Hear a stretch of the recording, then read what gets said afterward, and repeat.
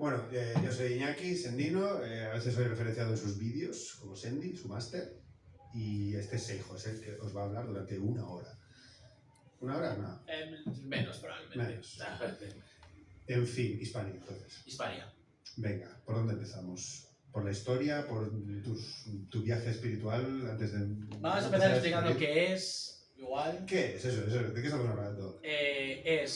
Hispania es un juego de rol. Lo hemos basado en quinta edición porque era más fácil hacerlo así y porque honestamente es lo que jugáis la mayoría. Es un poco el resto de la mayoría. No la mayoría de los que han venido, pero sí la mayoría de los que hay. Y también porque no deja de ser un sistema cómodo para hacer fantasía y esto no deja de ser fantasía. Pero la cosa rara que tiene es que lo hemos basado en la Iberia prerromana. Entonces, creo que el 273 a.C. es la fecha, más o menos, y es justo en los primeros desembarcos de Almícar Barca y las primeras factorías púnicas estableciéndose en el sur de la península, pero mucho antes de que los romanos decidiesen siquiera mirarnos, un poquito esa época antes de que estallase la Segunda Guerra Púnica, que es una época muy muy interesante porque es la época de la historia que más parecido a un libro de fantasía ha habido nunca. Porque era una época en la que la gente estaba haciendo sacrificios antes de meterse en un barco, a sus dioses, para asegurar un buen viaje, porque era una época en la que hubo gente que no había visto un elefante en su vida y que en algún momento le dijeron toma un casco, una espada y una lanza y un escudo y vete a partirte la cara con cierto número de elefantas que son una criatura gigantesca con colmillos y una trompa. Es muy fantástico porque nosotros sabemos lo que es un elefante, pero si tú eras un plebeyo, un cualquiera romano al que habían metido de leva para enfrentarse a los cartagineses y te enfrentabas a un elefante en primera línea de batalla, a mí me da la sensación de que eso tiene que acojonar bastante. Entonces, es lo más parecido yo creo que ha habido en el mundo real a enfrentarse a un dragón o a enfrentarse a un monstruo de algún tipo. Pero como tú dices, en D&D ya tienes eso. Sí. Entonces, la pregunta que haría yo es, ¿qué te aporta esta ambientación nueva a tu experiencia de típica? Buena pregunta. Para empezar, que hemos sustituido el elefante con un escarabajo gigante. En general, la parte que a mí me corresponde, que es la que más me gusta a mí, que es el bestiario, es D&D está muy basado en la mitología nórdica, inglesa, roban cosas de la polaca porque les encanta robar, pero es como muy anglosajón, no es muy nuestro. Todas las leyendas, todos los trolls, los gnomos, los elfos, es muy tolkieniano, que a su vez bebe de esas mitologías. Nosotros hemos intentado hacer un poco el ejercicio contrario en la nuestra. Es decir, vale, vamos a meter el Ensuge como el dragón principal, vamos a meter al Culebre como otro dragón secundario, vamos a meter a los Gentiles o a los Jáncano, a la Tragantía, vamos a coger criaturas que hay de mitología en la península, completamente anacrónicos, porque la leyenda de la Tragantía es de una princesa morisca atrapada en un castillo después de que su padre se flipase durísimo. Pero bueno, ¿sabes? Puede haber una Tragantía, ¿sabes? El monstruo puede existir en otro contexto.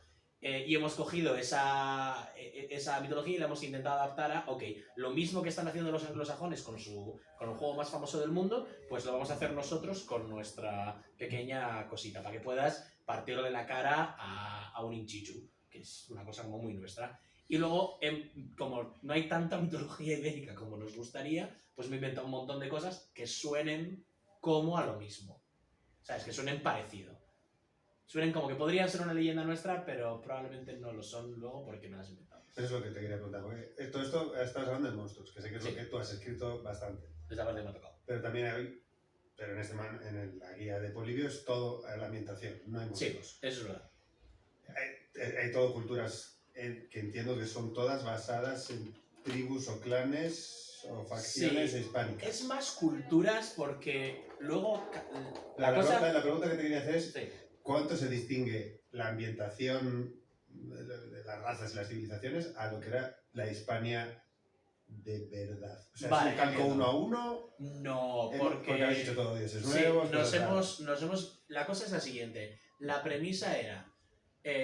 la premisa con la que empezamos a trabajar, con la que me contactó Rand muy al principio del proyecto, fue quiero hacer fantasía ibérica, pero no quiero meter elfos y enanos y trolls y cosas, en plan, no quiero meter lo típico. Entonces tenemos que hacer algo como más de aquí. Y la idea con la que ella venía era hacer que los distintos pueblos de la península estuviesen representados por animales típicos como de las distintas zonas. Entonces, los vascones iban a ser vacas, los íberos iban a ser conejos, los turdetanos iban a ser, en el sur de España iban a ser linces, y sucesivamente. Entonces, se hicieron una serie de razas nuevas para un poco acomodar el ser una persona conejo, qué pinta tiene son las reglas, y luego, a su vez, se hizo una serie de culturas que al principio solo iba a ser decorativo, en plan de, ok, eres un íbero, estos son los dioses en los que crees, así es como te vistes, esto es lo que comes, así es como está ordenada tu civilización, y ya está. Pero conforme lo estábamos escribiendo, fuimos, otro compañero y yo, empujando más y más a esto debería afectar a las reglas de alguna manera. Porque lo que no tendría perdón de Dios es que los vascones conociesen la metalurgia. La metalurgia en condiciones, harían cosas con bronce, pero seamos sinceros, no es lo mismo, no podrían tener el mismo nivel tecnológico aquí pastoreando ovejas o el equivalente fantástico a los restos del imperio de Tartesos que están pudiendo excavar las ruinas de una civilización mucho más avanzada. Entonces, un montón de temas de qué armas puedes elegir, qué equipo puedes elegir, está afectado por las culturas esta. Y luego sí, es imposible. El paradigma fantástico moderno en el que tú tienes, ok, tengo el dios de la luz y tengo el dios de la muerte y tengo el dios de la guerra, tú no puedes hacer eso con las mitologías antiguas, porque sincretizaban todo, llegaba un cartaginés hablándote de su dios de la guerra y como te había ganado una batalla decías, será más poderoso, y de repente había una porción de tu población que también ahora estaba adorando a Melkart, a pesar de que eres un íbero, o Dios me libre de hablar de lo que hacían los romanos, que era un sin Dios por todas partes, o tenían 7 dioses de la fertilidad, porque cada pueblo tenía su tótem específico de ese, y claro, el arqueólogo hace lo que puede, el pobre hombre o mujer, en plan, encuentra los restos y dice, oh, pues hemos encontrado esta tablilla, será un dios de la fertilidad íbero, y hay 7 millones de ellos. Entonces hemos tenido que aglutinar, sobre todo las creencias y las costumbres y los rituales, porque si no, lo que iba a pasar es que la mayoría del manual iba a ser en qué cosas creían esta gente, que además vivieron durante cientos de años, entonces las creencias cambiaron. Pero había que aglutinarlos. Aquí la cosa es eso, o sea, es una traducción y simplificación de lo que existió en algún aspecto cultural, pero con algunos giritos, porque pues, como los íberos son mayoritariamente conejos, en vez de crear... Los íberos históricos no vivían en madrigueras. Nuestros íberos, evidentemente, sí. Pero claro, eso a su vez te lleva a... ¿Eran los íberos un pueblo particularmente interesado en la minería? No, pero nuestros conejos viven bajo tierra. ¿Y qué hay bajo tierra? Minerales. Entonces, hemos partido de la semilla de la historia, pero no nos hemos perdido en el historicismo de intentar replicarlo uno a uno, porque al final, pues son conejos, ¿sabes? O sea, hay un momento en el que tienes que divorciarte de la historia y decir, ok, me he inspirado en esto, pero no me tiene que atar para inventarme algo, para crear algo. Porque si no, pierdes el norte muy rápido. Sí. Vale. Otra pregunta que te quería hacer en relación un poco a lo de a poner todo animalillos y tal en la portada, encima del estilo visual, tiene una identidad como más cookie. Sí. Es si se diferencia o si queréis hacer un statement de qué estilo de partidas o qué narrativa quiere impulsar Hispania. Puedes jugar por así decirlo, como D&D sostiene cualquier tipo de historia, o en Hispania intentasteis en su día intentar enfocar algún tipo de juego. Sí y no. Lo que intentamos es quedarnos en la baja fantasía. Originalmente planeábamos decir no podéis subir por encima de nivel 10. Pero luego preguntamos a bastante gente y se nos echaron encima. Entonces dijimos, ok, no pasa nada. Ponemos los niveles hasta nivel 20. Y vamos a poner algunos monstruos rollo Erensuge para que si alguien quiere hacer una campaña épica la haga. Pero en la escala en la que sucede Hispania es más como mucho nivel 10. A nivel 10 ya eres Aquiles. O sea, ya eres un titán. Entonces sí que hemos, yo creo que eso sí que ha influenciado mucho. El juego está más pensado para hacer, ok, el espíritu de mi bosque se ha enfadado y voy a ver qué le pasa, más que voy a salvar la península entera de un cataclismo, al menos en origen.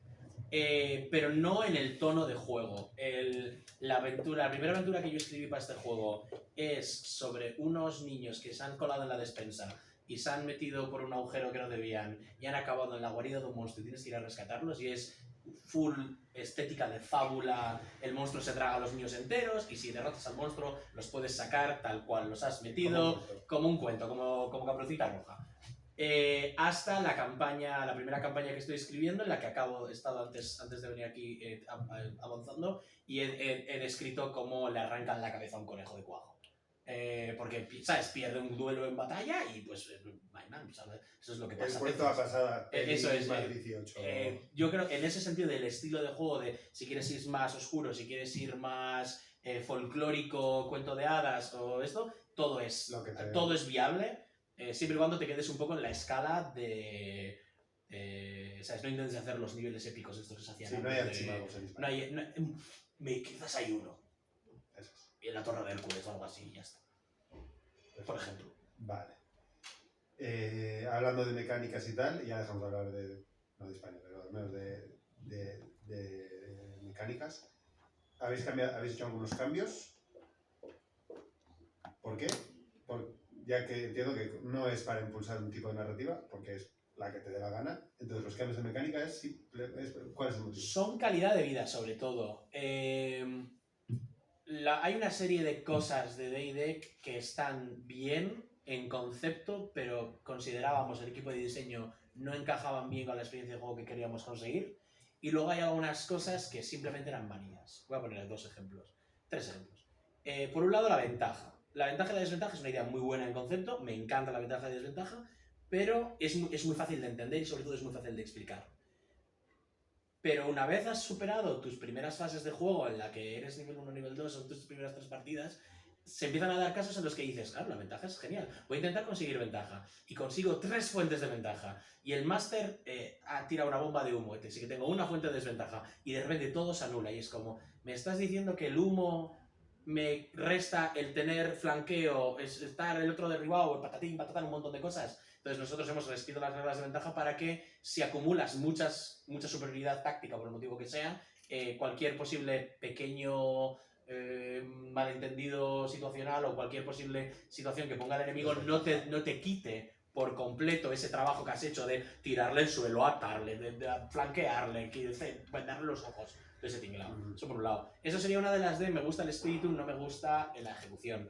De las de estos son manías, ha sido el sistema de magia. Había detallitos que no nos gustaban y lo más fácil era cambiarlos. Y entonces empezamos a cambiarlo, empezamos a cambiarlo, empezamos a cambiarlo, y para el final del proceso, que habíamos reescrito el 70% de todos los hechizos, así que de Perdidos al Río, reescribimos todos. Manual nuevo. Vale, y hicimos un manual nuevo. El ejemplo más tonto de esto es, en el juego clásico, la luz de un aprendiz de mago y la luz de un archimago brilla lo mismo. No, la luz de un archimago debería brillar más, aunque solo sea porque es archi. ¿Es importante para el juego? No. Cualquiera que haya jugado sabe que no. Pero nos picaba un poco las narices. Y luego el último ejemplo sería la concentración, que es que ya eso considerábamos que era una mecánica que generaba un juego degenerado, en el que el ejemplo que les digo es, el mago se está concentrando en algo, así que va a tirar misil mágico, porque le fuerza no sé cuántas concentraciones, es como, eso es un poco rollo. Porque en el momento en el que, cuando lo hace el PJ no es tan rollo, pero cuando lo hace el máster, cuando el máster empieza a usar las herramientas de vuelta es un rollo. Entonces como, esto no es un duelo de magos. Un duelo de magos debería ser más épico. Entonces le cambiamos las reglas a la concentración para evitar ese juego de género. Bueno. Pasando a otras preguntas que ya has mencionado a la gente, como Rand, iba a preguntarte un poco la historia del proyecto, cómo surge. Porque te contacta Rand, que es un poco la cabeza pensante principal. Entonces, ¿sabes el origen de cuál es la semilla? No sé exactamente en qué estaba pensando cuando se le ocurrió todo esto. Lo que sí sé es, yo estaba un día en el Celsius y Rand me dijo, sí, hijo, tengo una consulta para ti de D&D, yo, cuéntame. Y me empezó a contar y dije, pues mira, haz esto, yo haría esto, y como 2 horas después de hablar, le dije, pues esto es un proyecto bien guapo, ¿sabes? Cuando lo sacas avísame y me dice, es que no creo que lo salga a ningún lado porque es muchísimo trabajo de reglas y yo no controlo. Le dije, ¿y qué tal si te ayudo yo? Dijo, ay, no sé, no te lo digo, que sí. La cosa es que nos pusimos a trabajar pensando en hacer un libro de ambientación y unas pocas reglas. El libro creció a todo el manual básico y vamos a dejarlo en el manual básico. Pero yo dije, vale, pero es que como poco tiene que haber un PDF para que el druida se transforme en monstruo y en animales y para que el mago pueda invocar cosas. Entonces voy a hacer un PDF con extras. Y dije, ya que estoy, hago unos monstruos para aventura de inicio. Y ya que estoy, hago unos monstruos para no sé qué. Y para cuando se dieron cuenta, yo había escrito 120 monstruos y tenían que hacer un manual de monstruos nuevo. Y entonces ya no cabía Y ya no cabía las magias con eso, entonces dijeron, bueno, hacemos un manual de magia aparte. Con los objetos mágicos, pero también hizo objetos mágicos ya que estaba. Entonces fue un poco nos dejamos llevar, y cuando llegamos al tercer libro fue como, ok, vamos a parar, porque 3 libros es suficiente. Porque se estaba yendo un poco de madre. Y no queríamos acabar en territorio resurgir el dragón con ¿sabes? Uno de estos tomardos que son difíciles de manejar, entonces lo tuvimos que dividir en 3 libros para evitar el tomardo. Y luego Ran también reclutó al otro Alberto, porque hemos sido 2 Albertos, Alberto Bastilla y Alberto Seijo, en el diseño, que nos hemos estado peleando por reglas durante 4 años. Y luego también a un montón de ilustradores, Ulises Lafuente, que es el que hizo todo el bestiario, por ejemplo, y un montón de ilustraciones en este libro. Keru hizo parte de los textos de las armas y los instrumentos musicales. Miguel hizo todas las armas, hizo un curro espectacular de rediseñar las armas y las armaduras. Pero claro, si tienes orejitas de conejo, tu casco de batalla tiene que tener espacio para esas orejitas. Yo eso es lo que no había pensado. El tío fue hasta museos para ver qué pinta tenían los artefactos históricos y reproducirlos. Y luego Clara, que ha estado aportando también ilustración para la parte del Grimorio. Y hemos estado 5 años pues, dándonos cabezazos contra el proyecto hasta que ha salido adelante. Bien. Aquí, volviendo un poco al curro que has hecho, sobre todo ha sido monstruos y las culturas. Monstruos, redactar las culturas, los trasfondos, las clases y los objetos mágicos. Y la aventura inicial. Va. ¿Qué es lo que más... de todo eso, qué es lo que más orgulloso estás de cómo te ha quedado? Específico. Una única cosa. ¿Una única cosa? Sí. La neuma, no pleuma, la neuma, que es un elemental de aire que nace del último aliento de un gran individuo o individua, alguien que ha dejado su marca en el mundo. Su último aliento genera un elemental de aire como con todas sus aspiraciones y todo su potencial, y este elemental de aire simplemente va por ahí viviendo la buena vida hasta que encuentra a alguien con mucho potencial a punto de morir y sacrifica su vida para darle un segundo aliento, con la esperanza de que cuando esta persona que tiene potencial lo realice y sea una gran persona y muera, una hermana suya va a nacer. Ese es el monstruo del que más orgulloso estoy y es la mejor cosa de todo el manual.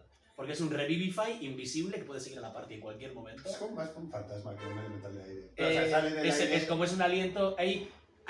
Hice elementales que son como, oh, es un montón de aire, oh, es un montón de piedras. Y luego hice elementales con personalidad, que es como que están todos relacionados a frases o dichos o juegos de palabras, como cosas como el último aliento o tragarte las palabras o Sí. Ese tipo de cosas, para hacer elementales que tengan un poco de interacción con la gente, que no sea como, oh mira, es un tornado viviente.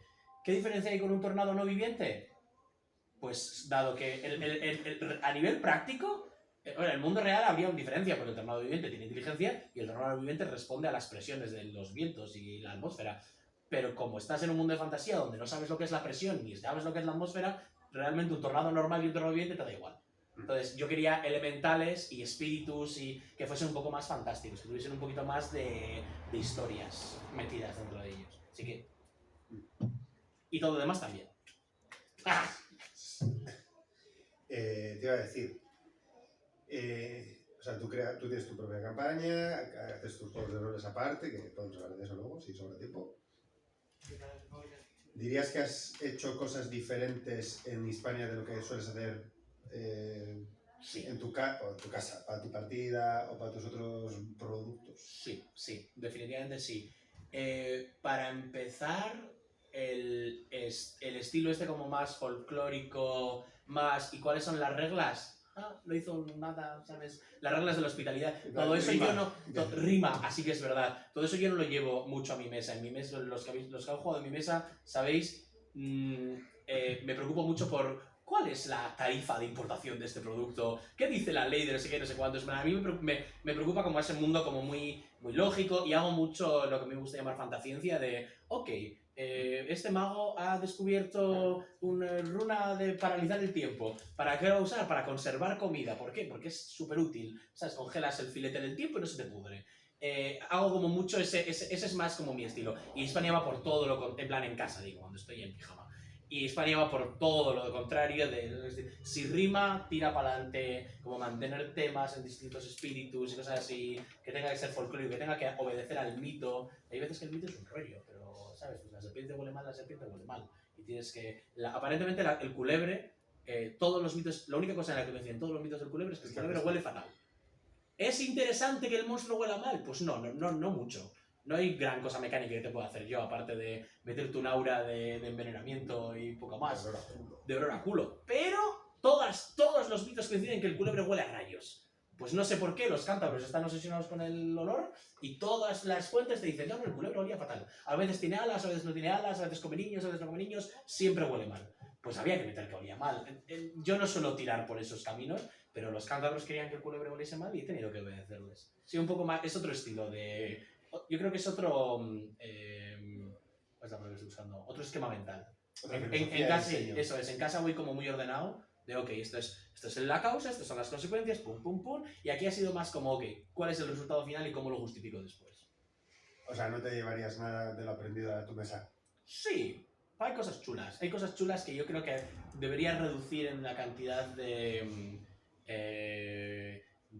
detalles ridículos que no le importan a nadie y centrarme más en que sea chulo y que cuente una historia, que esas cosas sí me las he trabajado ahí. A lo largo de los últimos 5 años de hacer el proyecto sí que ha habido un cambio para otros proyectos también. Vale.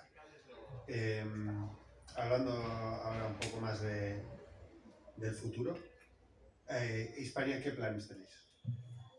No ¿Acabáis de sacar esto? Acabamos de sacar esto. Voy a decir tanto como creo que el editor me va a dejar decir. Se está trabajando en un librito con aventuras, que son las aventuras que salieron en el Berkami, que están gratis en PDF, a la que le vamos a añadir una aventura más, que literalmente cuenta la historia de cómo se forma el Calimocho.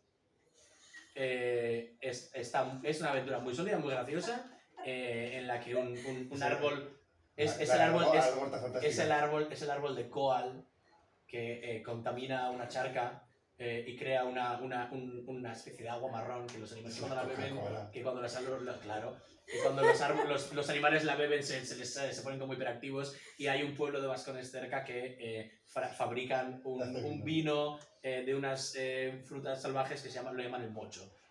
Entonces puedes crear el verbaje de Koal y mocho, que tiene un efecto concreto. La escribió Alberto Bastida, que ha sido su aventura como para estrenar el juego, y a todo el mundo que la ha jugado se la ha pasado muy bien, y la vamos a sacar en el librito con las otras aventuras que han escrito los autores que se desbloquearon en el Berkami, y con la mía que hice sobre el carnaval de Oiartzun, que la mía no es graciosa, porque no pensé en esto, lo pensó el otro Alberto y ahora pues he sido derrotado en mi propio juego y aquí estamos. Y luego, además de eso, yo ya llevo 6.000 palabras de la primera campaña larga, que va a tratar desde el desembarco de Almícar Barca a las costas de Hispania, con intención de subyugar a los pueblos íberos para tener recursos extra para enfrentarse a Roma, hasta que se muere ese señor. Entonces la campaña va a empezar con Almícar intentando secuestrar a múltiples príncipes y princesas celtíberos y íberos, que es lo que pasó en la historia real. Eso es... Es una campaña con inspiración histórica, pero que va a tener una trama A de política militar y una trama B de mandangas mágicas, sucediendo en paralelo de mientras Almícar está secuestrando gente y haciendo sus movimientos políticos, hay unas maiquías, unas brujas cartaginesas, pues robando espíritus y sacrificándolos para hacer que Cartago Nova sea inexpugnable, sea imposible tomarla ni por tierra ni por mar. Es una leyenda que había en la época, que es que Cartago Nova no se podía tomar de ninguna manera porque los dioses cartagineses la habían bendecido, y luego al final lo que pasó es que la tomaron por una marisma que hay ahí en medio, que no es ni tierra ni mar, y ¿sabes? Un poco como cumpliendo la profecía, pero sin cumplir la profecía, que siempre es muy gracioso. Entonces quiero ver si puedo escribir una campaña en la que aseguro que eso pase. Para... Es decir, estás haciéndola tú solo. Estoy escribiéndola yo solo. ¿Has dado vía libre a lo que te me han dicho, Seijo, la primera aventura de la que aparece en el bestiario funciona muy bien, eres la persona que más rápido escribe del proyecto, así que haz tú la campaña. Y ahí estoy haciendo la campaña. Pues mi siguiente pregunta era, ¿qué te haría ilusión de escribir si tuvieras cancha libre? Pero ya está. Esto ha sido más requerimiento de lo que pide la ambientación, porque como estamos en esa época, y lo que pide en esa época es hablar de la invasión púnica y luego la posterior invasión romana. Y como sé que queremos hacer una expansión con los romanos, en plan con... Eso te iba a decir, vamos a hacer expansión. Pero no solo, o sea, la cosa es una campaña que sería cronológicamente un evento coetáneo, canónico paralelo. Luego también queréis hacer, yo qué sé, Italia. No exactamente. O Francia. No, vamos a quedarnos en la península. La cosa es, una de las razones por las que esta época es tan interesante es porque la península ibérica es el sitio más interesante de esos años. En todo el Mediterráneo no estaba pasando nada excepto en la península ibérica, porque fue el inicio de la Segunda Guerra Púnica. Es cierto que Aníbal se mete por los Alpes y se mete en Italia a joder la marrana a los romanos de forma muy graciosa, pero todo el avance se quedan en una especie de punto muerto en el que Aníbal está dando vueltas por Italia quemándolo todo y los romanos están encerrándose en sus fortalezas porque no le pueden ganar, pero Aníbal no tiene tampoco recursos para asaltar Roma. Entonces están ahí como mirándose y quemando granjas de pobres inocentes, y de mientras la guerra está avanzando, ganándose o perdiéndose en la península ibérica cuando entran los escipiones y empiezan a partirse la cara con los hermanos de Aníbal, le cortan las rutas de suministros y Aníbal empieza a tener problemas. Entonces es la primera instancia de una guerra que se lucha en una colonia para afectar la línea de suministros en otro sitio, y todo estaba sucediendo aquí. Entonces, ¿para qué? No tengo que describir la península itálica. Vamos a describir las tropas romanas y los distintos personajes. Y pero eso es en la campaña. Eso es en la expansión. Vamos a hacer una expansión de los romanos llegan a la península. Y con los romanos llegan a la península otros pueblos también, como por ejemplo mauritanos y numidias, cosas así, entran también en la península como parte de la invasión cartaginesa. Entonces, ese nuevo... Pero son dos en uno, es ambientación más campaña. No sé si va a haber campaña en el libro o si va a haber una campaña en paralelo, o va a haber una campaña después, pero que cuando avancemos como 10 años en el marco histórico del juego, va a pasar eso seguro. Queda escribirlo, que eso es lo que hay que hacer. Por ahora estamos en este momento, y se huelen romanos en el horizonte, que no se llamarán romanos, pero se huelen romanos en el horizonte. Y serán lobos con toda probabilidad, porque es lo que tiene sentido. Pero sí, son romanos. Muy bien, pues esas son las preguntas que yo tenía preparadas. Llevamos media hora sola. Yo creo que es más que suficiente de oírme hablar a mí. ¿El público tiene alguna pregunta? Dilo. Adelante. Desde aquí, sí. Repito la pregunta yo para que la grabe. Es un poco estúpido quizás, pero para una persona, yo cuando me leí en el momento que yo he conectado ahora, ¿no?, con el tema de que sabía que estabais escribiendo algo, pero no algo tan grande. Cuando leí, es algo parecido a D&D, pero no tanto, pero se puede jugar con Dungeons and Dragons de la quinta. Yo quizás me esperaba pues un libro de una campaña, ¿no?, digamos, diferente, pero metido dentro del y claro, he entrado antes a la tienda y me he encontrado 3 libracos y claro, me hace pensar, ¿no? Evidentemente la respuesta corta es cómprate los 3, y si tienes 6 mejor que 3, evidentemente. Sí, pero, ya sabes la respuesta. Pero alguien que diga, me quiero coger uno de los libros primero, que no es un bestiario, el otro es de magia y este es un poco el más troncho, ¿qué me cojo primero sabiendo que puedo tirar de algo de D&D o no? Vale. ¿Cuál es el más prioritario para catar lo que sería disposición? Depende de cuál sea tu papel en la mesa. Si vas a ser el jugador que trae un juego nuevo, en plan, chicos, deberíamos probar esto, todas las clases, las armas, el patatín, el patatán, las monturas, todo eso está en la guía de Polibio, que es como es el equivalente al manual del jugador de D&D. Te da todo lo que necesitas para jugar. Si no tenéis D&D en la mesa, chicos, ¿no estáis hartos de tener que hacer números en Pathfinder? Vamos a jugar fantasía de esta otra manera. Aquí tengo este juego. Eso sirve para eso. La guía de Polibio es para empezar una nueva. Eso es. Una nueva partida. Si ya estás jugando una partida de vampiros góticos, y quieres... esto no te vale para nada. Para un personaje que se muera y quiera volverlo un conejo ibérico. Eso es. Si sin embargo ya estás jugando D&D y dices, ok, soy el máster y quiero tener un montón de monstruos nuevos y una aventura. La aventura es cierto que es más... Intro. Es intro y sobre todo es lo que es, en plan, sucede aquí. Es una aventura que no tiene mucho sentido. No es una aventura que puedas coger y luego meter en Barovia, por ejemplo, nada parecido. Pero el bestiario funcionaría muy bien como suplemento para el máster. Aquí tienes un montón de monstruos nuevos y no veo por qué no puede haber una tragantía en tu partida de D&D normal y corriente. La llamas de otra manera. O la llamas la tragantía y a tomar viento. o una corrupia, o un lo que sea. Hay un montón de monstruos que son bien viables de llevar a otro sitio. Y por último, si eres un jugador que quiere intentar convencer a su máster de que le caigan unos objetos mágicos geniales, pues el Grimorio tiene y hechizos geniales, pues el Grimorio podría servir para decir, oye chicos, ¿qué os parece si en vez de todo el mundo tiene curar heridas, cada clase tendría un tipo de curar heridas distinto? Como, ¿sabes? El druida te acelera la curación natural y el bardo solo tiene palabra de curación y el clérigo te hace imposición de manos, por poner un ejemplo. Para eso sería el Grimorio, si quieres convencer a tu mesa de cambiar una mecánica concreta del juego. Ese sería como el... Depende para qué lo quieras. Mi recomendación es, por supuesto, los 3. Y si solo tienes que elegir uno, el bestiario, que es el que más perras me da a mí. Pero por todo lo demás, depende para qué lo vayas a usar, pues sirve para una cosa o sirve para otra. El bestiario y el grimorio, expansiones, y esto es El base, el core. eso es. Muy bien. Ahora preguntabas. Ojo, o sea, Decís que el juego tiene mecánicas diferentes a las core de D&D. ¿En qué cambia? has mencionado ventaja. La ventaja y la desventaja cambian, la concentración cambia, la iniciativa no, la iniciativa sigue igual. Toda la magia es distinta. Los trasfondos pesan más, eso es importante. No tratas el PJ igual. En D&D normal tú eres sobre todo un guerrero enano y luego fuiste minero, lo que sea, eso da igual. Bueno, en el 24 ahora es así. En 24 lo han cambiado, pero nosotros lo escribimos primero. Nos así han copiado. nos han copiado. Me reservo el derecho a decir que me han copiado. Nosotros hacemos un punto intermedio porque evidentemente no va a ser lo mismo ser un conejo que una vaca de 2 metros. Entonces tiene que haber capacidades físicas distintas. Eso afecta como una cacho del personaje y luego la segunda mitad de la creación del personaje lo hace el trasfondo. Y ya está, no se me ocurre ninguna otra cosa.